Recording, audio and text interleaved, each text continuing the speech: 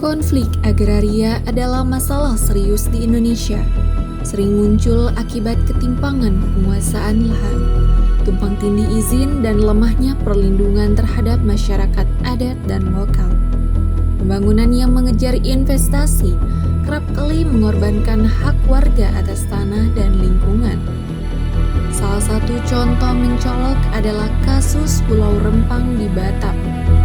Proyek Rempang Eco City seluas 16.000 hektar yang masuk dalam proyek strategis nasional mengancam keberadaan ribuan warga Melayu yang telah tinggal turun-temurun di sana. Kasus ini menyoroti kegagalan negara dalam menegakkan standar lingkungan dan HAM di bidang agraria, di mana berlokasi paksa tanpa konsultasi, minimnya studi lingkungan, dan terabainya pengakuan budaya lokal menjadi bukti nyata bahwa pembangunan sering mengesampingkan keadilan sosial. Rempang Eco City adalah mega proyek, tapi di balik janji kemajuan, ada suara-suara yang mulai tersisih. Indonesia sedang berlari menuju masa depan. Tapi bagaimana jika laju pembangunan menabrak hak hidup masyarakatnya sendiri? Inilah kisah Rempang, pulau kecil yang berubah jadi medan benturan antara ambisi dan keberadaan. Rempang Eco City menjadi bagian dari proyek strategis nasional PSN. Berdasarkan Perpres nomor 78 tahun 2023, proyek ini ditargetkan mengubah Pulau Rempang di Kepulauan Riau menjadi kawasan industri, pariwisata, dan pemukiman berkelas dunia. Dengan investasi besar dari Tiongkok dan nilai pembangunan lebih dari 300 triliun rupiah. Status tanah, kawasan Rempang masuk dalam wilayah Otorita Batam BP Batam berdasarkan Undang-Undang Nomor 36 Tahun 2007 tentang kawasan ekonomi khusus. Pemerintah mengklaim tanah di Rempang sebagai tanah negara yang dikelola oleh BP Batam. Sementara masyarakat mengaku memiliki bukti kepemilikan turun-temurun seperti hak ulayat atau hak adat. Berdasarkan pasal 18B ayat 2 Undang-Undang Dasar 1945 mengakui hak masyarakat adat, tetapi implementasinya tumpang tindih dengan Undang-Undang Nomor 5 Tahun 1960 UU PA dan Undang-Undang Nomor 2 Tahun 2012 tentang pengadaan tanah untuk pembangunan. Konflik mulai mencuat sejak awal 2023 ketika rencana pengosongan lahan diumumkan. Warga yang sudah tinggal turun-temurun sejak 1834 merasa tidak pernah diajak bicara. Puncaknya terjadi pada September 2023 ketika pemerintah mulai menerapkan tahapan relokasi.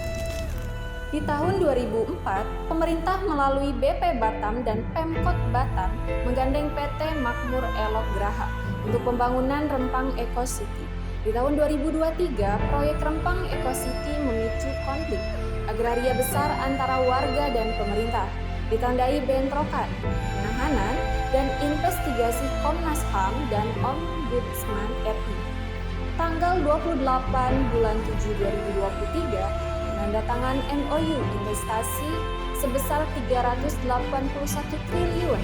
Di tanggal 7 bulan 9 tahun 2023, bentrok pertama. 7 warga ditahan. Tanggal 11 bulan 9 2023, bentrok kedua. 43 demonstran ditahan. Tanggal 16 bulan 9 2023, Bahlil Lahadalida berdialog dengan warga. Tanggal 22 bulan 9 2023, Komnas HAM merilis temuan indikasi pelanggaran HAM. Selanjutnya di tanggal 25 bulan 9 2023, rapat Komnas HAM rapat dipimpin Presiden Jokowi.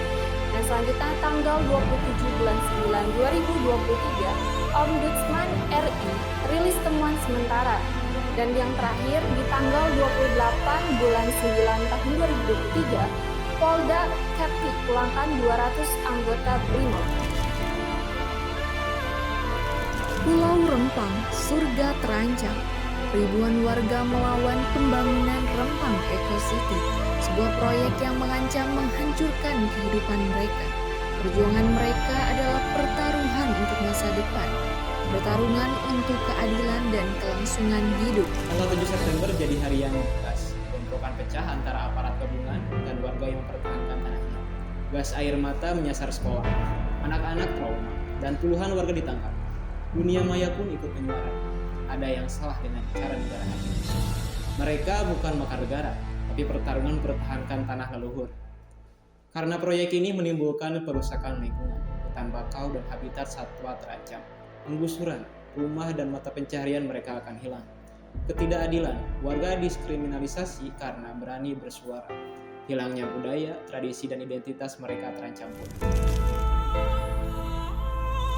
Rempang akan dibagi dalam 7 zona dengan harapan menjadi magnet investor dan lapangan kerja. 7 zona pengembangan ini dari industri hijau, kawasan wisata hingga pelabuhan internasional. Tujuannya adalah menarik investor asing, menciptakan 35.000 lapangan kerja, dan menjadikan Batam sebagai hubungan ekonomi regional. Kepala BP Batam, Muhammad Rudi mengatakan, Pulau Rempang siap melesat. Rempang Eco City akan meningkatkan investasi, menyerap tenaga kerja lokal, dan mendorong pertumbuhan UMKM. 7 zona pengembangan dari industri hingga pariwisata akan menciptakan peluang ekonomi yang luar biasa.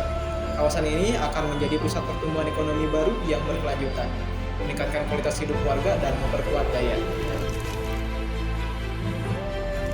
BP Batam menjanjikan relokasi manusiawi, tapi banyak warga bilang ini bukan soal rumah, ini soal akar kami.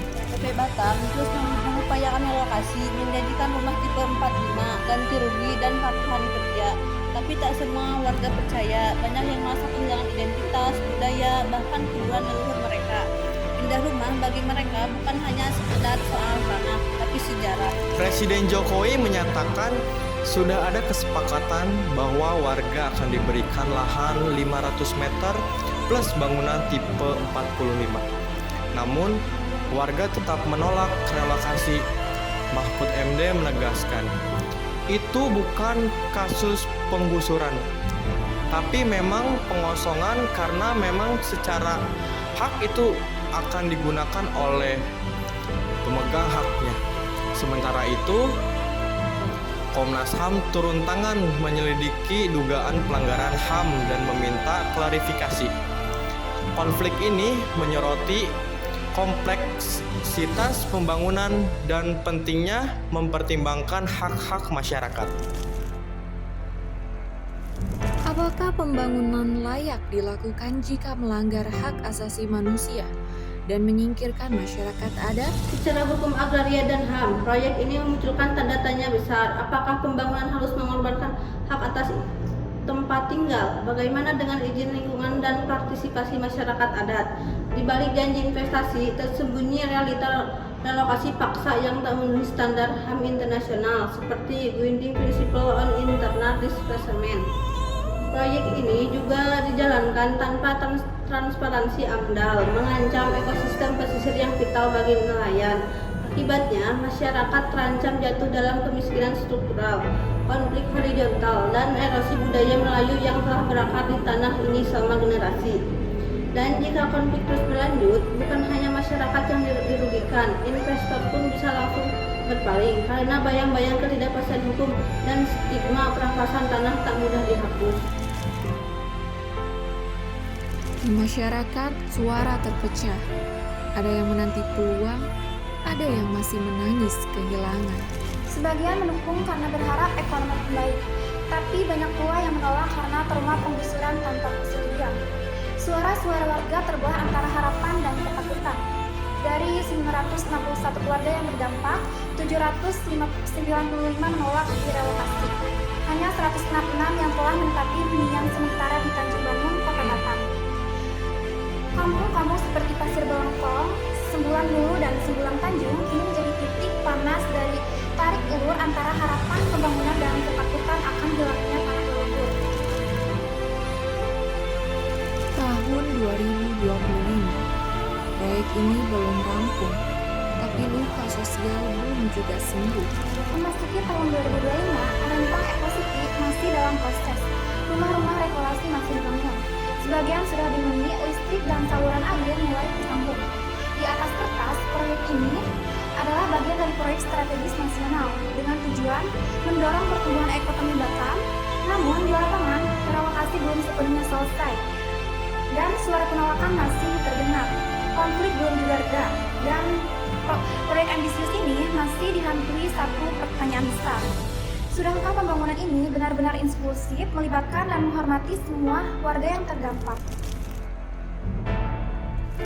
Rempang adalah cermin. Kita lihat apakah negara bisa hadir dengan keadilan. Jika berhasil, Rempang bisa jadi ikon baru ekonomi Indonesia. Tapi jika gagal menangani dampak sosial, bisa jadi contoh buruk pembangunan yang melupakan akar rumput.